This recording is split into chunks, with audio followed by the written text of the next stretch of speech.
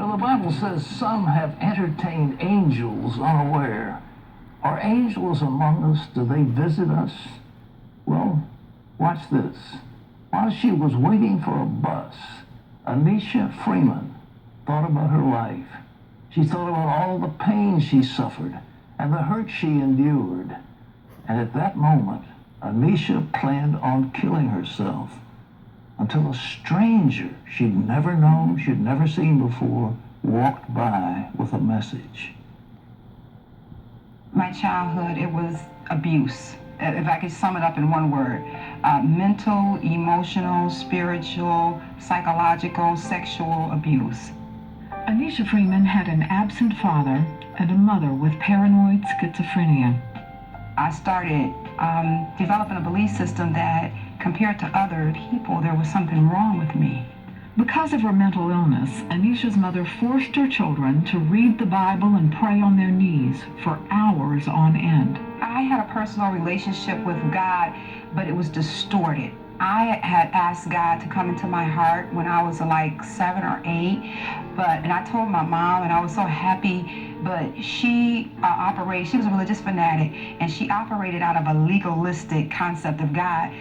It was a conditional relationship. I had to be perfect. By the time I became an adolescent, I was like, dude, why try? By high school, Anisha found solace in drugs and alcohol. Her grades dropped as she looked for a way to pay for her addictions. When I was 13, I looked like I was 21 or 22. I resembled an adult woman. I didn't really think I was prostituting then. I didn't think that's what it was, but that's what it was.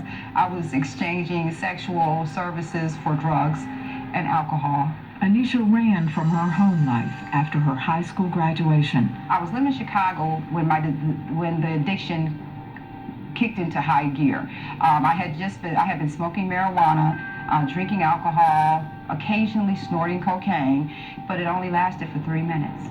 And it cost $25 to feel like that for 3 minutes. I stopped paying bills, all of my money started going to cocaine.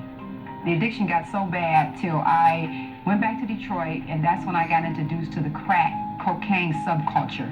And I started hanging out in crack houses.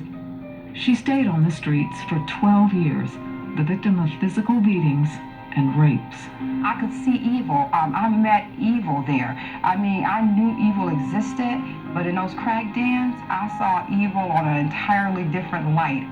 There is so many times when I have had pistols to my head, literally, pistols to my head, or somebody who had their hands around my throat choking me. That goes along with prostituting and living and being in crack houses and owing dope boys money. Oh, I felt convicted. I knew what I was doing. Some of the things I were engaging in was an abomination to God. I knew that, but the drugs, I had to have the drugs. Anisha couldn't handle her life of addiction anymore. She went outside to the nearest bus stop. But I had no plans to get on a bus. I was going to commit suicide. I was timing my leap into the street. I was just real resigned in my spirit. I had made up my mind, I can't live like this anymore. And a man was walking behind me, and he stopped. I didn't see him until he said something. That's what made me turn around and look at him. He said, "Don't you dare." And I turned around, he said, "Don't you dare give up." And I believe that man was an angel. I don't know if he was or if he just somebody God used right then and that point, because I was getting ready to leave here.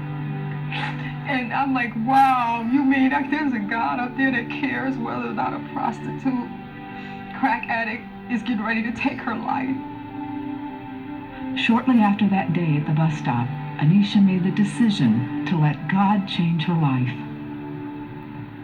I was walking away from a crack motel, and I heard God in my spirit. It wasn't an audible voice. It was deep in my spirit. I heard God say, "Choose you this day who you will serve." And it's like not only had he showed me himself, he had showed me Satan's kingdom uncut and raw. And I knew right then in my spirit that if I didn't leave at that particular moment, I would die there. And that was August the 7th of the year 2000, and I have not used another drug, any type of mood-altering, mind-altering substance, including alcohol. I have used nothing since that day. Anisha started going to church and completed several addiction programs. The cross means so much to me. It means that I have access now. He let me know I love you, when even though you're sin, and I don't love your sin, but I love you. And he saved me, and he's given me a life that is beyond anything I could have imagined. In the last 10 years, Anisha has completed 3 degrees, including an MBA.